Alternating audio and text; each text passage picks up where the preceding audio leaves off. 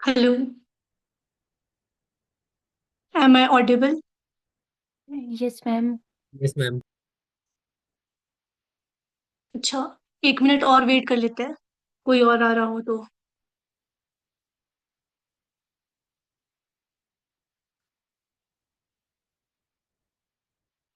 बस 1 मिनट करेंगे, ज्यादा नहीं करेंगे, ठीक है?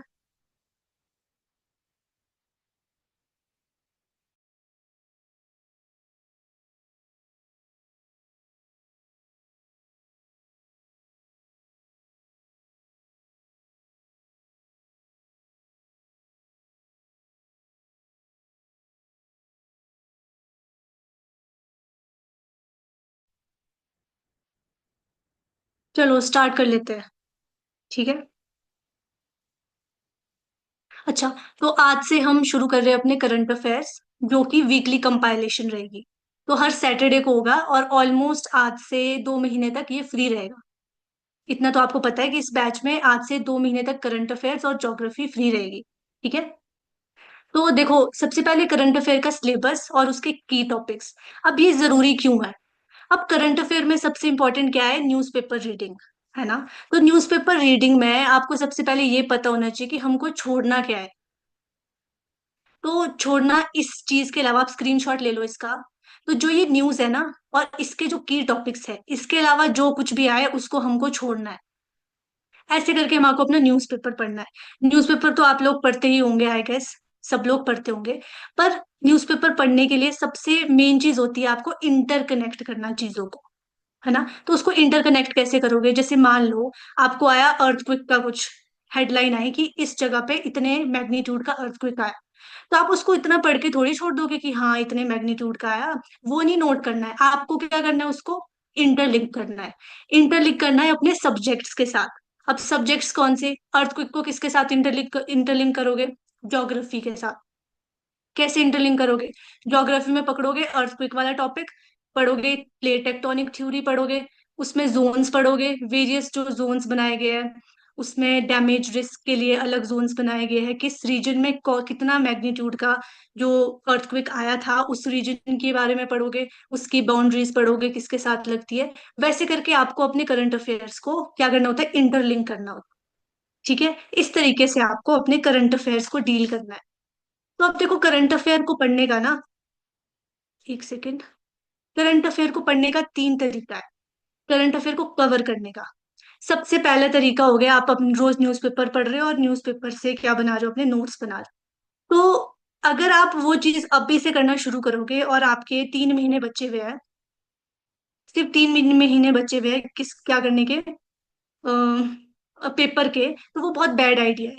और दूसरा है आपका मंथली कंपाइलेशन, ठीक है। जो मंथली कंपाइलेशन है वो मेरे को लगता है कि वो सबसे ज्यादा अच्छा आइडिया है, और जो आप, क्योंकि आपको मंथली मैगजीन्स मिलती है, ठीक है। और दूसरा है ईयरली, ईयरली करंट अफेयर्स। तो सबसे बेस्ट है आप मंथली मैगजीन्स पकड़ो, और जो हम यहाँ पे वीकली आपको कंपाइलेशंस देंगे, अगर आपको मंथली भी चाहिए तो वो हमारे पेड बैच में है, ठीक है। Please speak up. शुरू करें हम? यस। यस। ठीक है। तो हम सबसे पहले आज का करंट अफेयर शुरू करते हैं। वेट। तो हमने शुरू करना है 1 दिसंबर से 12 दिसंबर तक के करंट अफेयर्स हम कवर करने वाले, ठीक है। तो सबसे पहले देखते हैं हम 1 दिसंबर का ही। तो 1 दिसंबर को क्या मनाया जाता है? World AIDS Day. अब जो ये डेज होते हैं ना, ये बहुत इंपॉर्टेंट होते हैं। ये सारे भी इंपॉर्टेंट नहीं होते, कुछ कुछ इंपॉर्टेंट होते हैं, पर इसमें इंपॉर्टेंट होती है उनकी थीम्स। तो चाहे एचएस का एग्जाम है, चाहे कोई सबऑर्डिनेट के एग्जाम्स है, तो उसमें क्या होता है, ये थीम्स बहुत इंपॉर्टेंट होती है। तो इस बार का जो वर्ल्ड एड्स डे था, उसकी थीम प्लीज आप नोट डाउन करना साथ में। उसकी थीम थी ओवरकमिंग डिसरप्शन,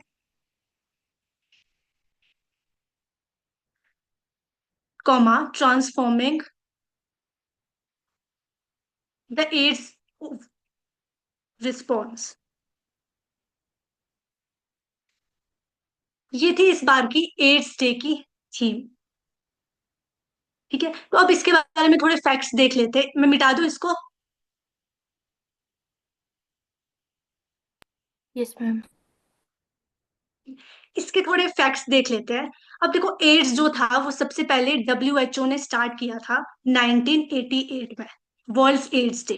ठीक है। इसका पर्पस था अवेयरनेस फैलाना, किसके बारे में? एचआईवी और एड्स के बारे में। तो देखो, एचआईवी वायरस है जिससे क्या होता है? एड्स। एचआईवी है ह्यूमन इम्यूनो डेफिशिएंसी वायरस। ठीक है। इस वायरस से क्या होता है? एड्स। तो एड्स की फुल फॉर्म भी लिख लो, एक्वायर्ड इम्यूनो डेफिशिएंसी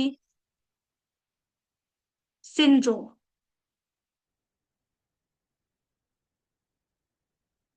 लिख लिया? मैं इरेज यस। कर दूं? Yes ma'am. ठीक है। अब देखो, जो ये एड्स है ना, ये इम्पैक्ट क्या करता है? ये इम्पैक्ट करता है हमारे इम्यून सिस्टम को। इसमें लिखा था ना, इम्यूनो डेफिशिएंसी और इम्यून सिंड्रोम। तो हमारे इम्यून सिस्टम में भी क्या, हमारे CD4 टी सेल्स, हमारे इम्यून सिस्टम में टी सेल्स होते हैं, बी सेल्स होते हैं। उसका जो टी सेल्स का CD4 जो सेल है, उसको क्या करता है? ये एड्स इम्पैक्ट करता है, जिसकी वजह से क्या होता है? हमारा इम्यून सिस्टम इतना वीक हो जाता है कि हम कोई भी इम्यूनिटी वाले रिस्पॉन्सेस हमारी बॉडी नहीं कर पाती। ठीक है। इससे हमारी बहुत सारी डिजीजेज हो जाती है, जैसे कि ट्यूबरकुलोसिस, हमारा लीवर फंक्शनिंग कम हो जाएगा, हमारे किडनी फेलियर्स हो जाएंगे। It comes with a package of diseases. AIDS एक पैकेज ऑफ डिजीजेस है। ठीक है। अब हम देखते हैं कि ये किस चीज से होता है। तो AIDS usually unprotected sexual contact with the infected person और शेयरिंग नीडल ऑफ सिरिंजेस। तो जो हमारे ड्रग्स पेडलर्स है ना, या जो ड्रग्स लेते हैं, तो उन लोगों को आज की डेट में ये सबसे ज्यादा हो रहा है। क्यों? क्योंकि जो ड्रग ले रहा है, जिसको वो इन्फेक्शन है, वो अपनी ड्रग सिरिंज दूसरे को दे रहा है, और 100% उसको क्या हो जाएगा? एड्स हो जाएगा। और उसके साथ साथ ये मदर से चाइल्ड में फैलता है, और ब्लड ट्रांसफ्यूजन की वजह से होता है। ठीक है। तो आप लोगों के लिए होमवर्क है कि आपको पता करना है कि ये एड्स आया कहाँ से है। क्या किसी को पता है ये, कि सबसे पहले एड्स कहाँ से आया और किस में देखा गया है? ह्यूमन में कैसे आया एड्स? पता है किसी को? No ma'am. No ma'am. ठीक है। तो फिर ये आपका होमवर्क है, तो आप इसको घर से करके लाना। ठीक है। चलो, अब हम नेक्स्ट टॉपिक देखते हैं। नेक्स्ट टॉपिक है हमारा अर्थक्वेक का। टॉपिक है कि इंडिया रिवाइज्ड अर्थक्वेक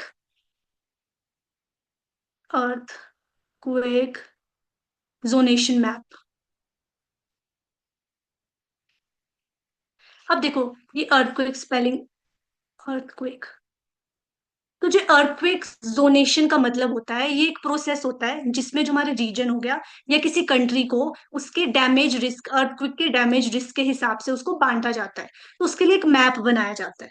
ठीक है। तो अभी तक कितने थे? 4 जोनेशन एरिया या जोन्स थे, अर्थक्वेक जोन्स थे इंडिया में, जिसको हम ग्रुप 2, 3, 4 और 5, ये 4 थे। ठीक है। पहले एक भी था, पर क्योंकि बहुत अनसर्टेनिटी है हमारी प्लेट टेक्टोनिक्स में, इंडियन जो प्लेट है वो बहुत ज्यादा मूव कर रही है, जिस वजह से क्या है कि ये नहीं हो पाया कि हम इसको वन में रख सके, क्योंकि वन का मतलब है जो कि जिसमें बिल्कुल रिस्क नहीं है डैमेज का, और जहाँ पे अर्थक्वेक आने की संभावना बहुत ज्यादा कम है।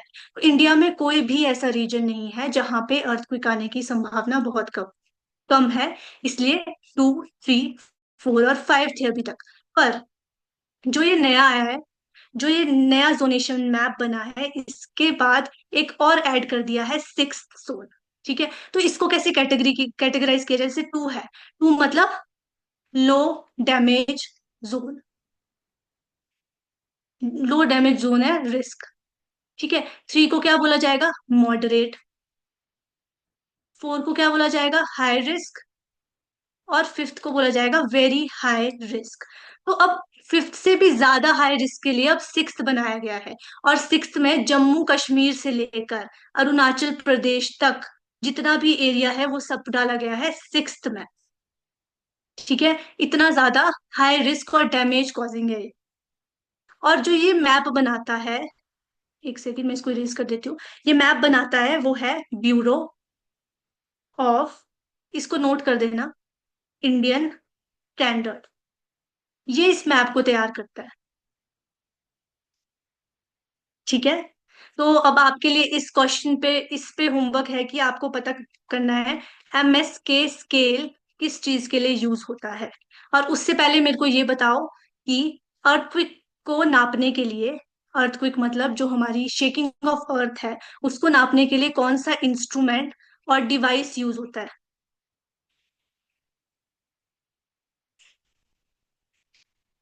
एनीवन,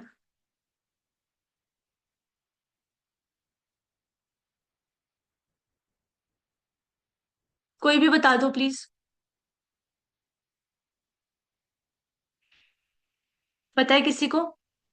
और स्केल्स भी यूज होते हैं मैग्नीट्यूड को नापने के लिए और इंटेंसिटी को नापने के लिए। स्केल्स बता दो अगर किसी को पता है। एक बहुत फेमस स्केल है जो हम यूज करते हैं, सुनते भी है, कि जिससे मैम अर्थक्वेक को जाता है। हाँ जी। रिएक्ट रिएक्टर स्केल होता है। Richter scale, yes good. Richter scale होता है मैग्नीट्यूड को नापने के लिए। ठीक है। मैकेले स्केल होता है इंटेंसिटी को नापने के लिए। और जो इंस्ट्रूमेंट और डिवाइस यूज होता है उसको बोलते हैं सिस्मोग्राफ। सिस्मोग्राफ मैप बनाने के लिए होता है। ठीक है।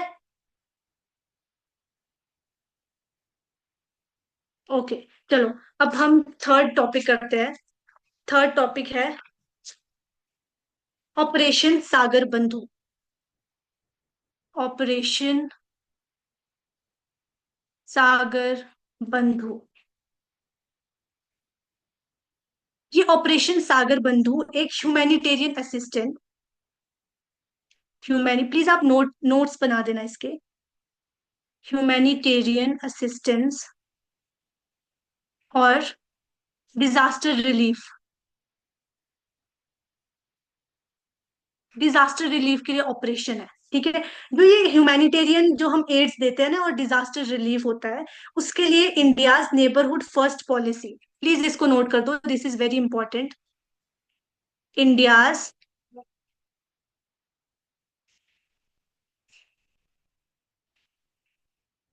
नेबरहुड फर्स्ट पॉलिसी, इसके तहत हम क्या करते हैं कि ह्यूमैनिटेरियन एड्स दूसरी कंट्री को प्रोवाइड करते हैं। तो इसमें हमने किसको ये रिलीफ प्रोवाइड किया है? श्रीलंका को। क्योंकि श्रीलंका में हाल ही में क्या आया है? साइक्लोन। तो प्लीज आप इस साइक्लोन का नाम बता सकते हैं कोई मुझे, कि साइक्लोन का नाम क्या है जो अभी श्रीलंका में आया है?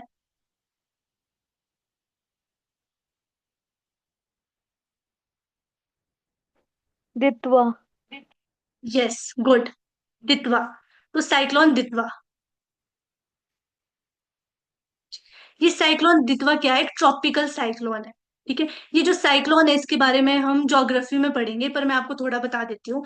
ट्रॉपिकल साइक्लोन मतलब जो ट्रॉपिकल एरिया में आता है। ट्रॉपिकल एरिया मतलब जैसे ये इक्वेटर है, ठीक है, ये ट्रॉपिक ऑफ कैंसर हो गया, ट्रॉपिक ऑफ कैप्रिकॉर्न। जो भी साइक्लोन यहाँ पे आएगा उसको हम बोलेंगे ट्रॉपिकल साइक्लोन।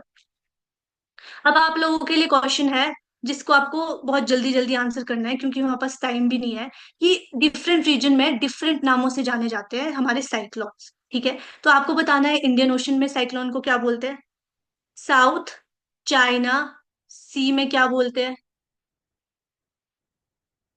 ऑस्ट्रेलिया में क्या बोलते हैं, ईस्ट पैसिफिक में क्या बोलते हैं, और फिलीपींस में क्या बोलते हैं। Please anyone speak up. किसी को भी पता हो इनमें से कि साइक्लोन्स को, चलो मैं बता देती हूँ, इंडियन ओशन में बोलते हैं साइक्लोन ही, साइक्लोन ही बोलते हैं। अच्छा, साउथ चाइना सी में क्या बोलते हैं साइक्लोन को? ये बहुत इंपॉर्टेंट है और बहुत बार क्वेश्चन आता है इससे। अच्छा, तो साउथ चाइना सी में इसको बोलते हैं टाइफून। ठीक है। ऑस्ट्रेलिया में इसको बोलते हैं विली विले। ईस्ट पैसिफिक में इसको बोलते हैं ह्यूरिकेन्स। और फिलीपींस में इसको बोलते हैं टॉर्नेडो। ये बहुत इंपॉर्टेंट है और बहुत बार ज्योग्राफी में भी इससे क्वेश्चन आता है, और वन लाइनर क्वेश्चन इससे बहुत बार पूछा जाता है। तो प्लीज आप इसको नोट डाउन कर लो। इंडियन ओशन में साइक्लोन, टाइफून, विली विली, ह्यूरिकेन्स और टॉर्नेडो। इरेज कर दूं? Yes ma'am. तो अब है नेक्स्ट, रेपो रेट।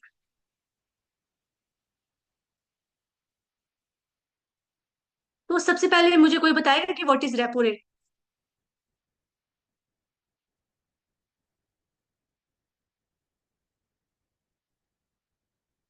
आपने इकोनॉमिक्स में पढ़ा होगा रेपो रेट के बारे में। तो न्यूज ये है कि आरबीआई ने रेपो रेट को 25 बेसिस पॉइंट से क्या कर दिया है, रिड्यूस कर दिया है। पहले कितना था? 5.50, अब कर दिया है 5.25। तो पहले प्लीज मेरे को कोई बताओ कि रेपो रेट क्या होता है।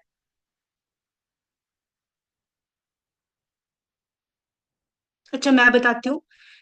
मैम, जिस रेट पर स्टेट आर से। आरबीआई हाँ जी, हाँ लोन जी। आरबीआई लोन लेंड करता है कमर्शियल बैंक्स को। यस। तो ये वो रेट है जिसमें आरबीआई क्या करता है, कमर्शियल बैंक को शॉर्ट टर्म के लिए लोन देता है। अब इसको रेट को कम करने की क्या जरूरत पड़ती है? देखो, जब हमको मार्केट में लिक्विडिटी मतलब कैश फ्लो को क्या करना पड़ता है, बढ़ाना होता है, या हमारी ग्रोथ को बढ़ाना होता है, तब ये डिसीजन लिया जाता है। अब कैसे? अगर कैश फ्लो बढ़ेगा तो लोगों के पास पैसा आएगा, पैसा आएगा तो वो खर्च करेंगे, खर्च करेंगे तो क्या हो जाएगा, ग्रोथ क्या हो जाएगी, बढ़ जाएगी। तो बस इतना ही कॉन्सेप्ट है, आपको याद रखना है कि कितने बेसिस पॉइंट कम किया है, पहले कितना था और अब कितने परसेंट ये कम हो गया। ओके। नेक्स्ट है first national coral reef research centre. तो ये बनाया गया है अंडमान एंड निकोबार आइलैंड में।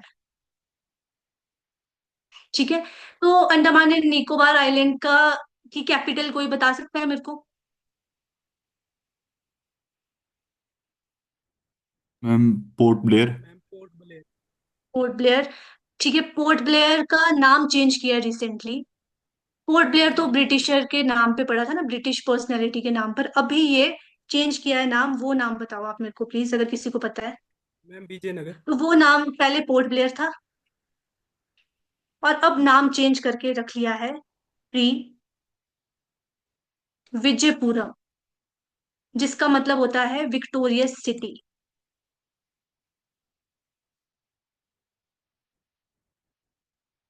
ठीक है। तो यहाँ पे क्या बनाया गया है, first national coral reef research centre. अब कोरल रीफ के बारे में कुछ थोड़ा सा देख लेते हैं। तो कोरल रीफ आपको मैं दिखा भी देती हूँ, कोरल रीफ।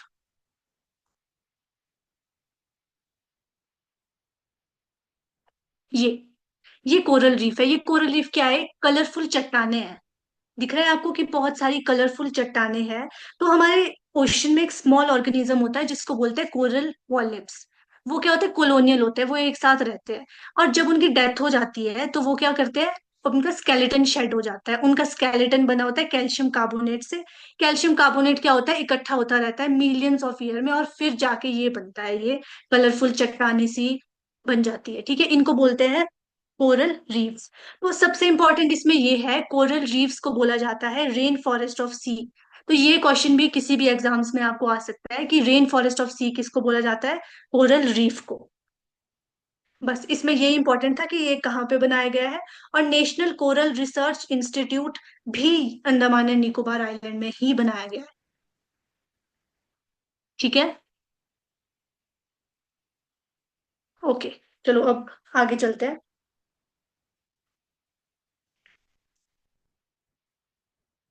आगे है माउंट मिरापी वॉल्केनो। ये माउंट मिरापी वॉल्केनो आजकल बहुत ज्यादा न्यूज में है, क्योंकि ये एक एक्टिव वॉल्केनो है जो कि बहुत इरप्शन कर रहा है। आजकल ये बहुत ज्यादा इरप्ट हो रहा है, इसलिए ये न्यूज में था। और ये कहाँ पे है, इंडोनेशिया में। ठीक है, इंडोनेशिया में भी कहाँ पे, वेस्ट सुमात्रा में। ठीक है।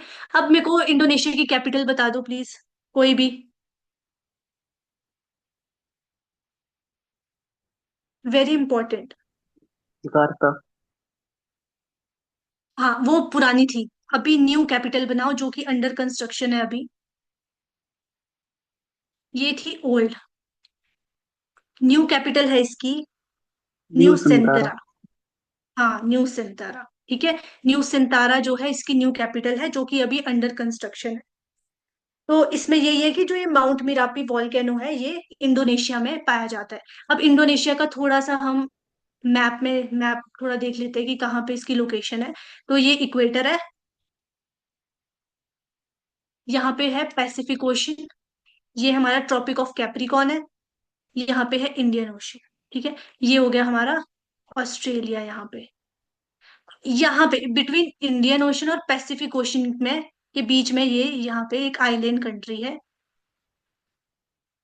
यहाँ पे कहीं पे ये पाई जाती है। ठीक है, इसमें इंपॉर्टेंट फैक्ट ये है कि जो इंडोनेशिया है वो वर्ल्ड लार्जेस्ट आर्किपेलागो स्टेट है। अब आर्किपेलागो वो होता है जो, आर्किपेलागो मतलब ग्रुप ऑफ आइलैंड। तो इसमें इंडोनेशिया में 17,000 आइलैंड्स है।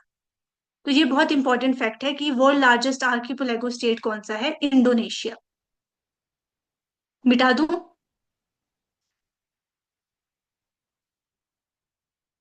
Okay. Yes ma'am, please continue. Okay, next है हमारा रेलोस एग्रीमेंट।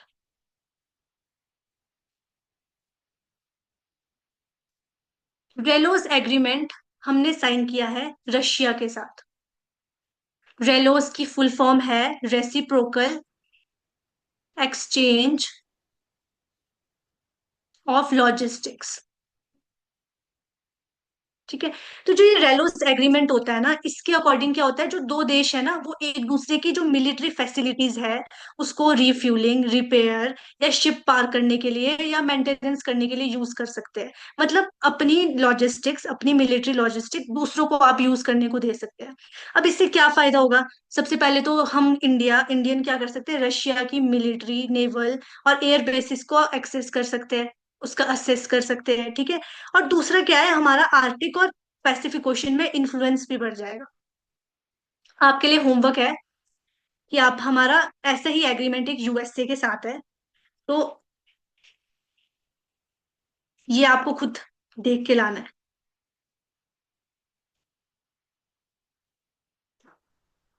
ये ठीक है, ये सेम एग्रीमेंट हमारे यूएसए के साथ है, और इस एग्रीमेंट में क्या है वो आपको खुद पढ़ के लाना है। ठीक है, मैं इरेज कर दूं? Yes ma'am. Yes ma'am. Okay, ठीक है। अब दूसरा है first female brand ambassador of PNB, ये बनी हरमनप्रीत कौर। ठीक है, हरमनप्रीत कौर जैसे आपको पता है कौन है, इंडियन वुमेन क्रिकेट टीम की कैप्टन। ठीक है, इनको बनाया गया first female brand ambassador of PNB. इनको अर्जुन अवार्ड भी मिला था। कब मिला था? 2017 में। तो आप मेरे को ये बताओ, हाईएस्ट सिविलियन अवार्ड कौन सा है इंडिया में? और जो फोर्थ सिविलियन अवार्ड्स है उनको प्लीज आप रैंक करो। और उसके अलावा जो स्पोर्ट्स में हमारे अवार्ड्स मिलते हैं टॉप 3, उनको रैंक करो। ये सिविलियन अवार्ड्स। चलो ये बता दो पहले कि सबसे हाईएस्ट सिविलियन जो ऑनर मिलता है वो कौन सा है?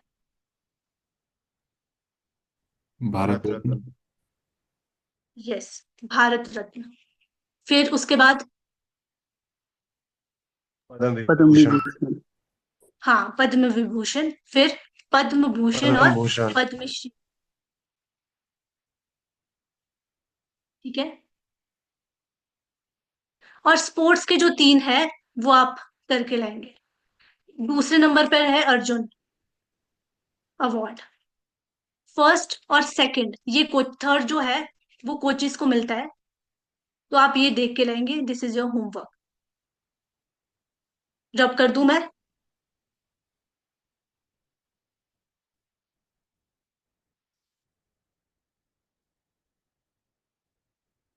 ठीक है, अब नेक्स्ट है अर्थ समिट 2025। अब जो अर्थ समिट है ये गुजरात के गांधीनगर में हुआ है।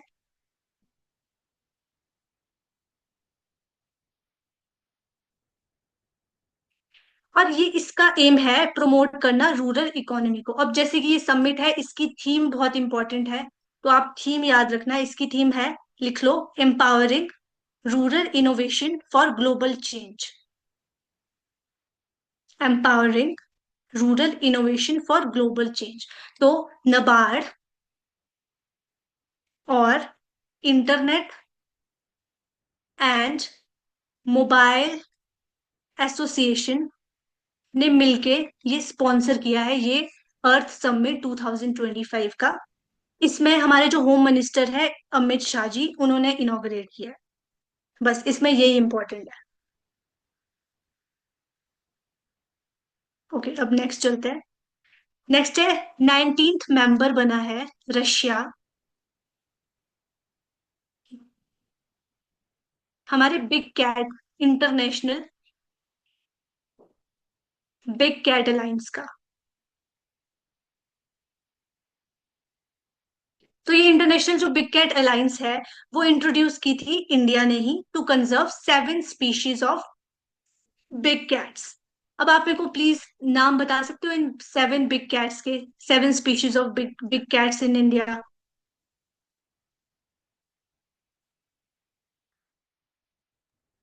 Line, yes. लेपर्ड, हाँ जी, और these are the 7 big cats जिनको कंजर्व करने के लिए ये इंटरनेशनल बिग कैट अलायंस बना है। Jaguar, snow leopard, puma, leopard, lion, tiger और चीता। ये आप नोट कर लो प्लीज।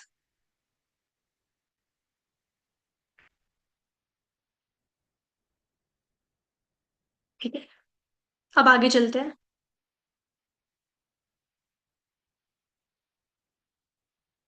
मैं ये रब कर लेती हूँ।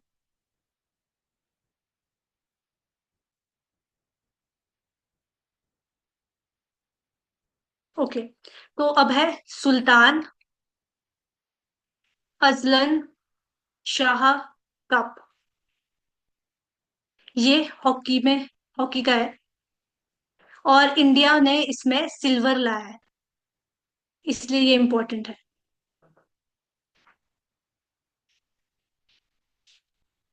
वेट, ठीक है, इंडिया का इसमें सिल्वर आया है, और गोल्ड बेल्जियम ने लाया है। बस इसमें यही इंपॉर्टेंट है कि सुल्तान अजन शाह कप किसके से रिलेटेड है, हॉकी से रिलेटेड। ये कप्स भी बहुत इंपॉर्टेंट है, जितने भी कप्स है कोई भी कॉम्पिटिटिव एग्जाम्स में ये पूछे जा सकते हैं। अब नेक्स्ट है एक न्यूली डिस्कवर्ड मिल्की वे गैलेक्सी। मिल्की वे गैलेक्सी लाइक एक दूसरी गैलेक्सी बनी है जिसका नाम है अलकनंदा। अलकनंदा क्या है? हमारी एक हिमालयन रिवर है, जैसे आपको पता है। तो वैसे ही सेम एक मिल्की वे गैलेक्सी है जो कि हमारे इंडियन एस्ट्रोनॉमर्स ने फाइंड की है। बस इसमें इसका नाम इंपॉर्टेंट है कि उसका नाम क्या है। ठीक है, अब नेक्स्ट चलते हैं। नेक्स्ट है हमारा हरिमाऊ शक्ति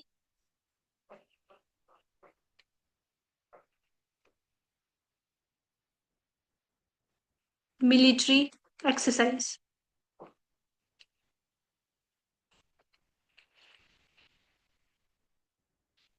तो जितनी भी मिलिट्री एक्सरसाइज है ना, ये भी बहुत ज्यादा इंपॉर्टेंट होती है एग्जाम परस्पेक्टिव से। तो जो हरिमाऊ शक्ति मिलिट्री एक्सरसाइज है, ये इंडिया एंड मलेशिया के बीच है। तो इसमें ये 5 से 18 दिसंबर तक चलेगी राजस्थान में, महाजन फील्ड फायरिंग रेंज में। ठीक है, और इसका एम बस यही है कि जो आर्मी है दोनों देशों की, उनके बीच कोऑपरेशन और कोऑर्डिनेशन को बढ़ाना। अच्छा, अब हम नेक्स्ट चलते हैं। वी जस्ट हैव 7 मिनट्स, तो उसमें जितने भी हमारे अभी कवर हो सकते हैं वो करते हैं हम। तो राइट टू डिस्कनेक्ट अभी लोकसभा में लाया है, इसने लाया है सुप्रिया सुले ने। ठीक है, ये एक प्राइवेट मेंबर बिल है। अब देखो, आपने पॉलिटी में पढ़ा होगा, एक प्राइवेट मेंबर बिल होता है, एक पब्लिक मेंबर बिल होता है। तो प्राइवेट मेंबर बिल लाने के लिए आपको किसी पार्टी का मेंबर होने की जरूरत नहीं है, आप इंडिविजुअली वो बिल ला सकते हैं। तो ये जो राइट टू डिस्कनेक्ट है वो सुप्रिया सुले ने लाया है। इसके अकॉर्डिंग जो ऑफिस टाइम है ना, जो हमारे 9 से 5 का ऑफिस टाइम है, उसके बाद आपको ऑफिस के कोई भी चाहे मेल हो कॉल हो उससे डिस्कनेक्ट होने का राइट होना चाहिए। बस इसमें यही है। पर जो ये प्राइवेट मेंबर बिल होता है ना, ये बहुत कम है जो इंडिया में पास हुए हैं, अभी तक शायद 14 है जो पास हुए हैं। तो फर्स्ट जो कंट्री थी जिसने ये बिल लाया था, राइट टू डिस्कनेक्ट, वो थी फ्रांस, फर्स्ट कंट्री। ठीक है, और उसके बाद जो इंडिया में थी, इंडिया में था केरला, केरला की विधानसभा में ये लाया गया था। बस इसमें यही इंपॉर्टेंट है। अच्छा, इसके साथ आपका होमवर्क है इस क्वेश्चन में कि आपको आर्टिकल 106, 107, 108 और 110 ये देखने हैं रिलेटेड टू बिल्स। ये पॉलिटी पॉलिटी के आर्टिकल्स, ये बहुत ज्यादा इंपॉर्टेंट है। ठीक है, अब आगे चलते हैं। तो वर्ल्ड्स टॉलेस्ट, ये सॉरी ये थोड़ा लैग कर रहा है, मैं ऐसे ही बता देती हूँ आपको कि world tallest statue of Lord Ram बन रहा है गोवा में। 77 फुट हाइट में बन रहा है ये, और इसको डिजाइन कर रहे हैं राम सूत्र। ये राम सूत्र वही है जिन्होंने गुजरात का स्टैचू ऑफ यूनिटी बनाया है। ठीक है, तो मेरे को बताओ, मेरे को कोई बता सकता है कि वर्ल्ड लार्जेस्ट, दो बता दो वर्ल्ड लार्जेस्ट स्टैचूज, और उनकी हाइट्स भी बता दो अगर किसी को पता है। Largest statue of the world कौन सा है?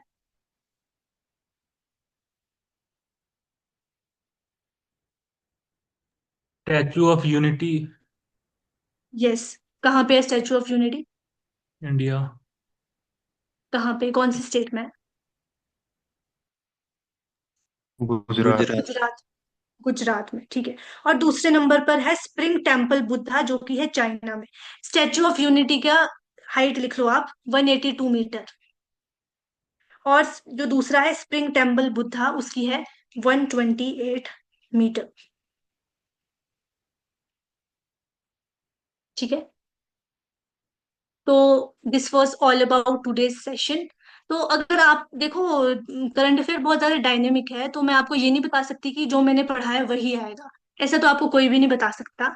पर अगर आपको ऐसे लगता है कि आपने जो पढ़ा है कोई टॉपिक जो बहुत इंपॉर्टेंट है और वो आज कवर नहीं हुआ, तो आप एंड ऑफ द सेशन वो बता सकते हो, या फिर हमारे ग्रुप में भी बता सकते हो आप। ठीक है, तो आप में से ऐसे कोई है जिसने कोई ऐसा टॉपिक पढ़ा है जो कि बहुत इंपॉर्टेंट है, तो आप सबके साथ शेयर कर सकते हो, ताकि सब लोग उसको नोट डाउन कर सके।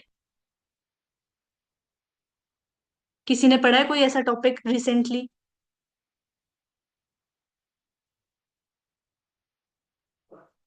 No ma'am. नो? तो फिर we are done with our session today. तो आप ये सब कुछ नोट कर लेना, और अगर किसी को कोई भी टॉपिक किसी के साथ शेयर करना होगा तो आप ग्रुप में शेयर कर लेना, ताकि सब लोग उसको नोट डाउन कर सके। ठीक है, thank you. Thank you ma'am.